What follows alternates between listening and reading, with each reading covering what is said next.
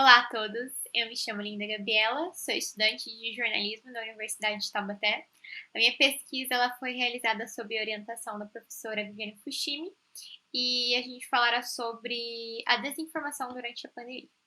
Bom, em meio à pandemia da Covid-19, foram adotadas medidas protetivas para tentar minimizar, a doença, o avanço da doença, e a gente percebeu ali o crescimento de algumas dúvidas e confusões sobre isso, sobre o assunto.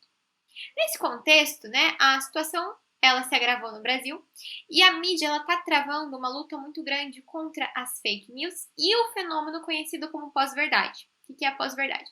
É uma informação que distorce deliberadamente a verdade ou algo real e tomando como base crenças difundidas que não são verdades, e são aceitas como verdades e são influenciadas na opinião das pessoas e no comportamento delas.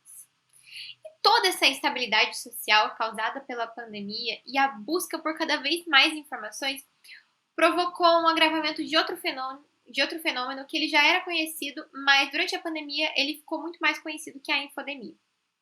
A infodemia ela é uma denominação dada por um acúmulo de muitas informações, muitas delas falsas, sobre determinado assunto, como a gente vai falar da pandemia, e que se multiplicam e se propagam de maneira muito rápida e dificulta a orientação de fontes confiáveis a saber o que é verdade e o que não é, causando ali uma confusão, uma desorientação. Então, diante desse cenário, a gente buscou analisar notícias dos principais veículos de comunicação na televisão brasileira. Dentre eles a Band, o SBT, o Jornal Nacional e a Record. E a gente analisou ali a maneira como eles abordaram a doença provocada pelo novo coronavírus, Então foram analisadas notícias veiculadas no período de março, junho, julho, dezembro de 2020 e fevereiro de 2021. Essa análise ela teve como base na teoria do jornalismo conhecida como newsmaking.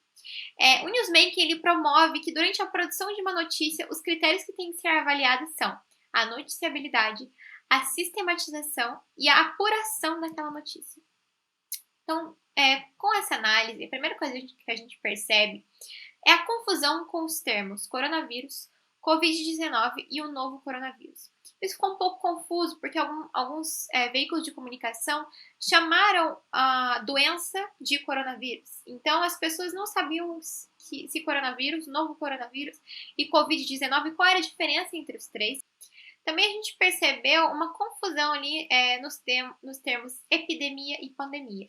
Muitas vezes eles foram utilizados pelos veículos como sinônimos, ainda depois que a Organização Mundial da Saúde ela já havia declarado como uma pandemia. Então, a Organização Mundial da Saúde ela declarou no dia 11 de março de 2020 como pandemia. E a gente percebe ainda que alguns jornais, mesmo depois, no dia 15, depois no dia 15 de novo, como epidemia, sendo que a Organização Mundial da Saúde já tinha declarado como uma pandemia. A gente também percebe essa confusão com os termos coronavírus. Então, eu trato o novo coronavírus, a doença do novo coronavírus, como coronavírus. É um termo incorreto. Isso pode ter causado um pouco de confusão.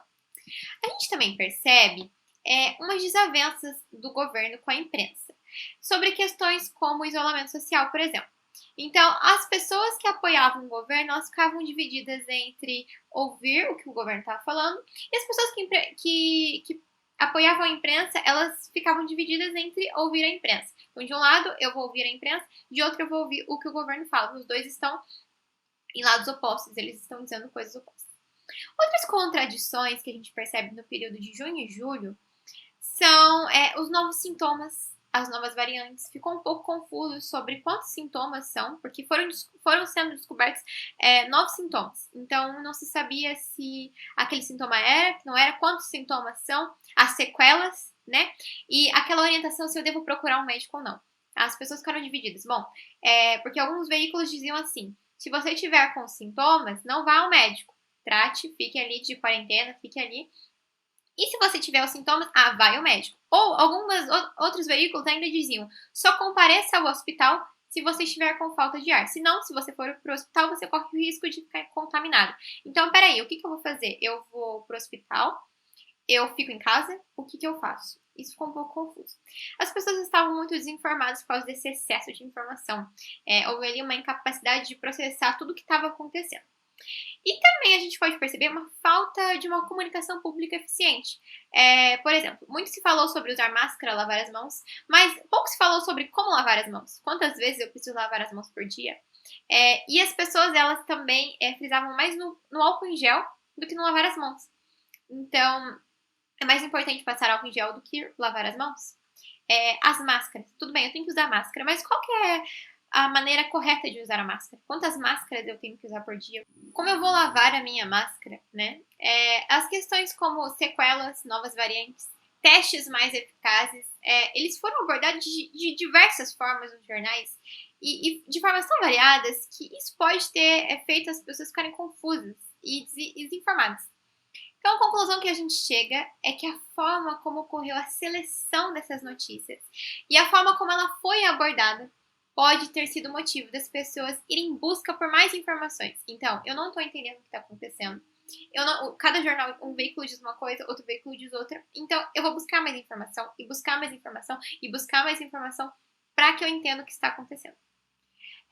A complexidade da maneira de se abordar a pandemia foi tamanha que a infodemia ela aumentou. E as pessoas ainda continuaram desinformadas sobre o assunto. Eu queria agradecer ao CICTED pela oportunidade da pesquisa. Queria agradecer também à Universidade de Taubaté e à minha orientadora, a professora Viviane Fustini.